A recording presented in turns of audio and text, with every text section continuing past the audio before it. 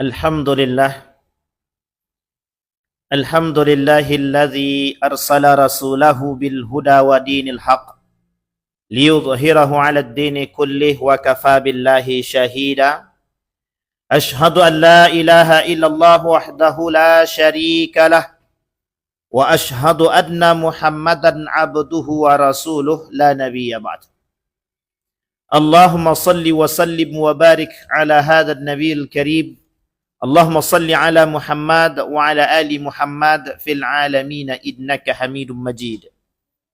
Ittaqillaha haqqa tuqatih wa la tamutunna illa wa antum muslimun. Innallaha wa malaikatahu yusalluna 'alan nabi ya ayyuhalladzina amanu sallu 'alaihi wa sallimu taslima. وقال الله تعالى يا أيها الناس اتقوا ربكم الذي خلقكم من نفس واحدة وخلق منها زوجها وبث منهما رجالا كثيرا ونساء واتقوا الله الذي تساءلون به والأرحام إن الله كان عليكم رقيبا.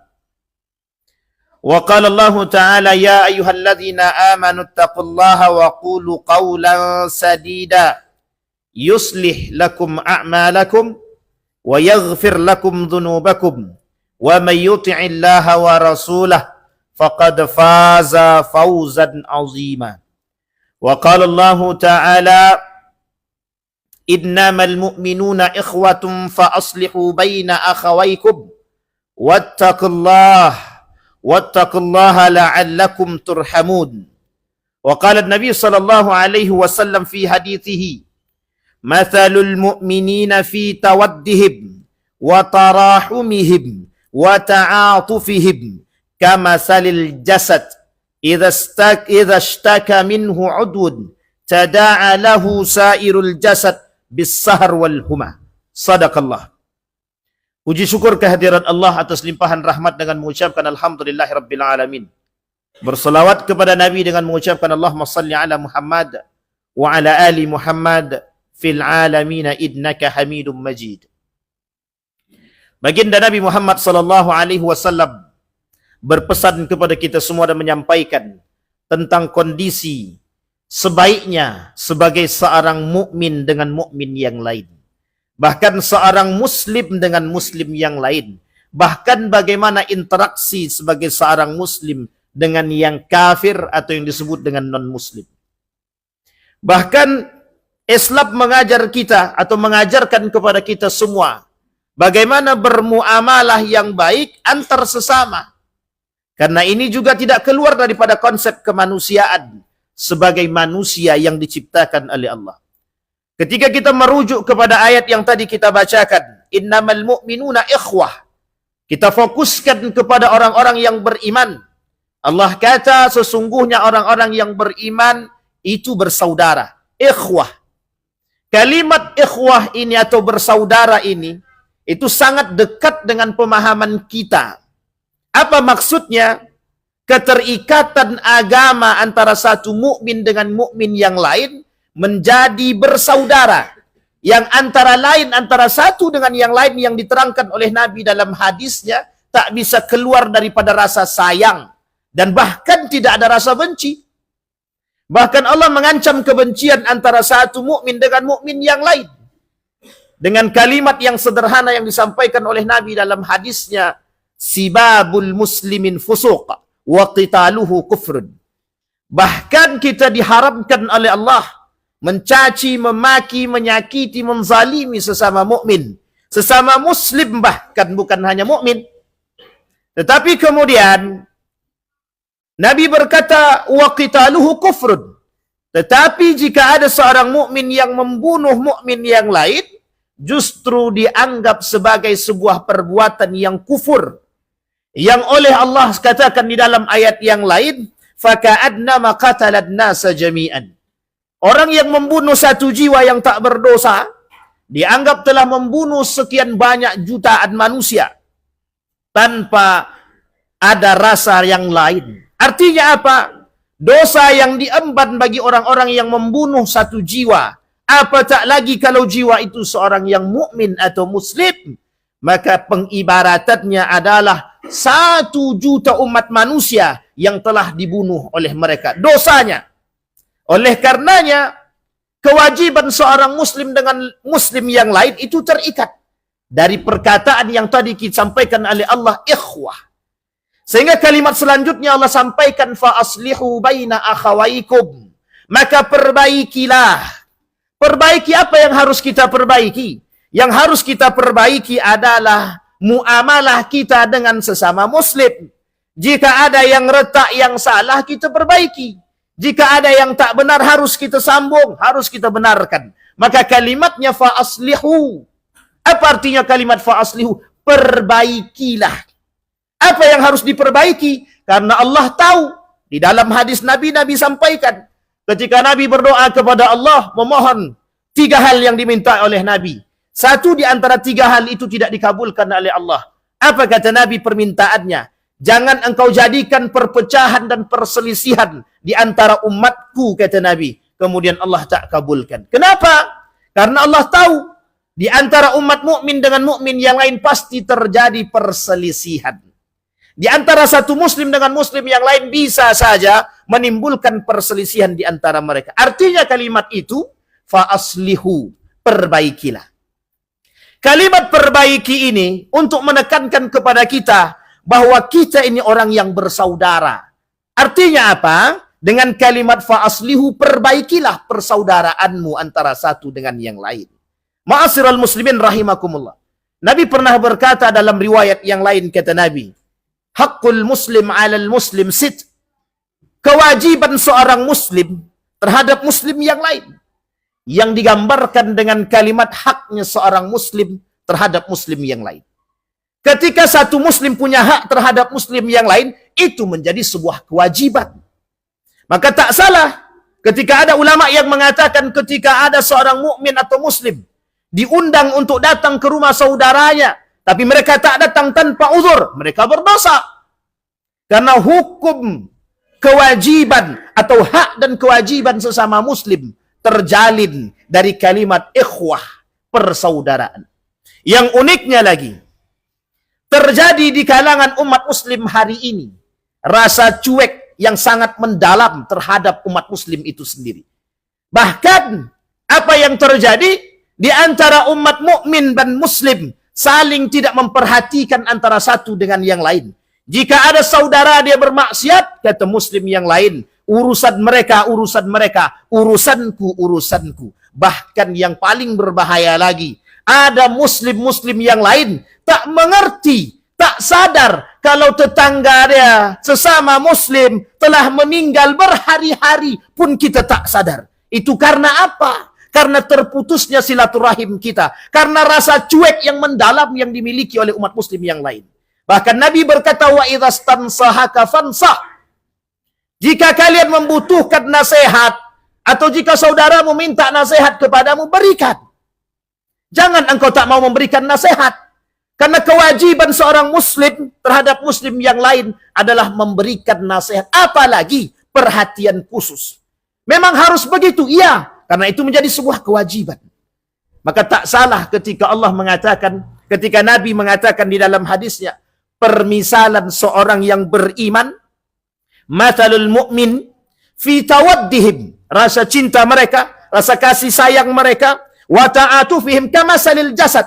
Orang-orang beriman itu seperti satu bagian tubuh. Jika tangan kanan yang sakit, tangan kiri pasti merasakan sakit. Tapi uniknya, ketika ada seorang mukmin yang dicela, yang dicaci dan dimaki, hari ini umat muslim tak merasa sakit. Bahkan ketika baginda Nabi Muhammad SAW dicaci, dimaki, dihina, tak ada satupun yang merasa sakit. Itu uniknya umat muslim hari ini. Artinya apa? Rasa simpati dan empati yang tertanam dalam diri kita, yang selayaknya menjadi akhlak kemanusiaan, yang harusnya ada dalam diri setiap umat manusia, hilang sedikit demi sedikit dari diri mereka. Bahkan Nabi kata, wa yabqal khusalah. Artinya apa?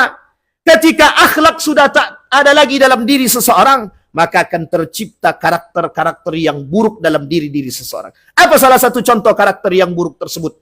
tiadanya simpati dan empati sesama muslim. Bukan hanya sekedar mukmin, apalagi kepada mukmin. Kalau sesama muslim sudah tidak ada, apalagi sesama mukmin.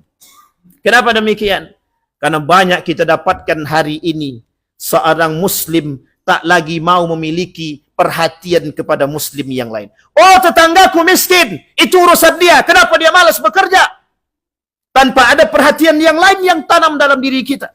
Bahkan kita tak lagi memiliki rasa kasihan kepada saudara-saudara kita. Oh, tetanggaku tidak pernah sholat. Oh, tetanggaku tidak pernah ke masjid. Kita tak pernah ulurkan lidah kita. Kita tak pernah ulurkan tangan kita. Kita tak pernah ulurkan nasihat kita untuk mengajak mereka untuk dekat kepada Allah. Inilah perhatian umat muslim hari ini. Setiap orang berfikir tentang diri mereka sendiri. Tapi tak salah, karena memang begitu yang dikatakan oleh Nabi dalam hadisnya. Tidak akan terjadi hari kiamat sampai kalian akan melihat jauhnya umat muslim dengan muslim yang lain, tanpa harus memberikan perhatian antara satu dengan yang lain. Bahkan Nabi mengatakan seolah-olah umat hari ini keluar daripada apa yang dikatakan oleh Nabi dalam hadisnya. Ad-din ad-nasihah. Padahal Nabi berkata, kata Nabi, agama itu adalah nasihat. Bagi siapa? Lillah, wali rasulihi, wali kutubihi, wali a'immatil mursalin, wa ammatihim. Kata Nabi, agama itu nasihat. Bagi siapa? Bagi Allah. Bagi siapa lagi? Bagi Rasulnya. Bahkan dikatakan oleh Nabi, nasihat itu bagi Allah dan Rasulnya. Artinya apa? Ketika Nabi Muhammad SAW menjadi contoh bagi kita, salah seorang yang memiliki akhlak terbaik di muka bumi ini, manusia terbaik dengan perangainya, menjadi contoh bagi kita serta menjadi nasihat daripada akhlak dia. Artinya apa? Materi yang tertanam dalam diri Nabi sekaligus menjadi nasihat yang tertanam dalam diri dia bagi semua umat manusia. Bukan hanya umat muslim, bukan hanya umat mukmin. Tapi uniknya, ada yang terbalik. Dengan non-muslim atau kafir dia baik, tapi justru sebaliknya dengan muslim dia tak baik. Ini muskilah kita lagi. Masalah kita yang lebih besar. Ketika mereka bersama orang-orang yang beriman, tapi justru mereka tak baik. Tapi ketika mereka kembali kepada kekafiran dan kekufuran mereka, atau berkumpul dengan teman-teman kekufuran mereka, mereka baik. Seolah-olah mereka menjadi manusia yang munafik di hadapan Allah Subhanahu wa Ta'ala. Ma'asyiral muslimin rahimakumullah. Ini nasihat bagi kita. Apa maksudnya? Betapa baginda Nabi Muhammad SAW mengingatkan kepada kita betapa besarnya pergaulan, muamalah berpengaruh terhadap pertumbuhan nilai-nilai agama di kalangan umat muslim hari ini. Kenapa demikian? Karena semakin tinggi orang berilmu seharusnya semakin berakhlak, semakin baik perangainya, semakin cinta terhadap sesama muslim. Bahkan dikatakan oleh Nabi dalam riwayat yang lain, kata Nabi, 3 yang menyebabkan orang mendapatkan halawatul iman. Orang yang menjadikan Allah dan Rasulnya yang paling ia cintai. Yang kedua, dia mencintai saudara dia sesama muslim dan mukmin. Artinya apa? Ketika nampak di hadapan mereka seorang mukmin bermaksiat, mereka mesti datang untuk memberikan nasihat. Kenapa demikian? Karena itu bukti cinta. Berarti jika tidak ada cinta dalam diri seseorang, atau jika seorang mukmin atau muslim membiarkan dan menelantarkan jasad muslim-muslim yang lain, mereka lebih parah daripada binatang. Kenapa? Karena mereka tidak berakhlak dan tidak mencintai sesama muslim. Maka tak salah ketika ada mukmin, ada muslim yang tidak merasa sakit hati ketika saudara-saudara mereka yang di Palestina dicaci, dimaki, dibom, dihancurkan, bahkan sampai hari ini sudah ribuan, ratusan ribu manusia yang mati begitu saja. Tidak ada rasa simpati, tidak ada rasa cinta kepada mereka. Itu disebabkan karena dha'ful iman. Iman yang lemah di dalam diri setiap umat muslim. Apa sebab? Karena mereka cinta terhadap dunia. Apa sebab? Karena mereka sudah tidak takut dengan kematian. Apa sebab? Karena tidak ada lagi nasihat dalam diri mereka. Karena sudah tidak ada lagi kebijaksanaan dalam diri mereka. Beragama bukan untuk Allah. Beragama untuk menutupi diri dia agar dia bisa dipanggil orang yang taat beragama. Beragama bukan lagi untuk menempatkan nasihat akhlak yang baik pada diri mereka, tapi justru melahirkan akhlak-akhlak yang mazmumah.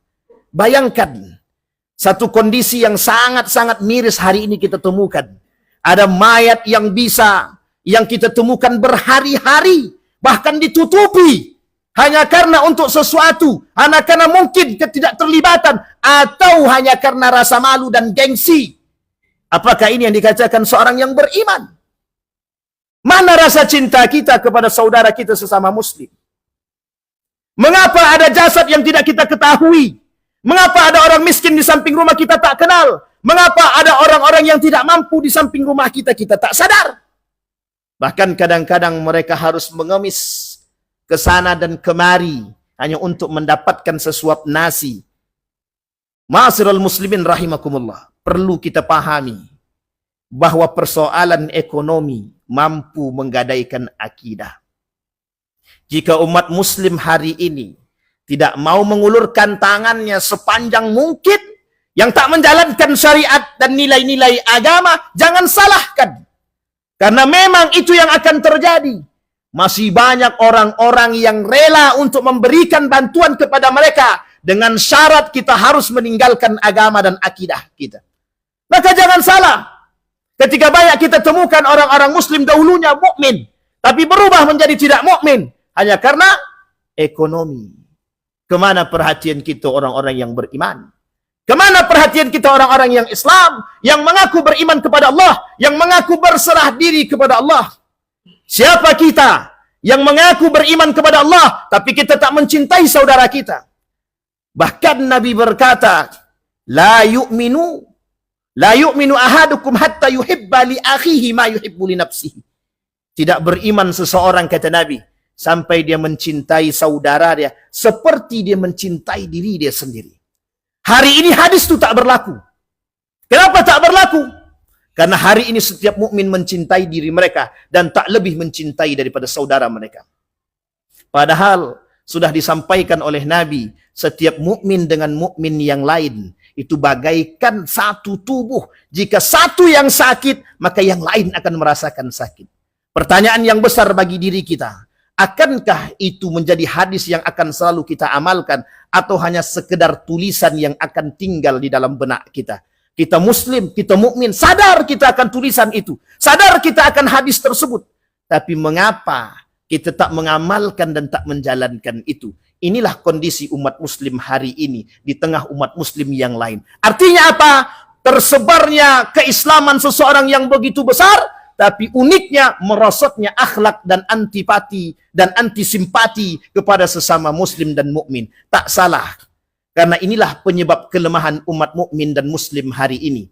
Disebabkan karena nafsu mereka, cinta mereka terhadap dunia, cinta mereka terhadap apapun yang mereka miliki, harta dan kekuasaan, sehingga melemahkan iman mereka, sehingga menghilangkan rasa cinta mereka terhadap sesama, dan uniknya lagi, menghilangkan akhlak dalam diri mereka. Ma'asyiral muslimin rahimakumullah.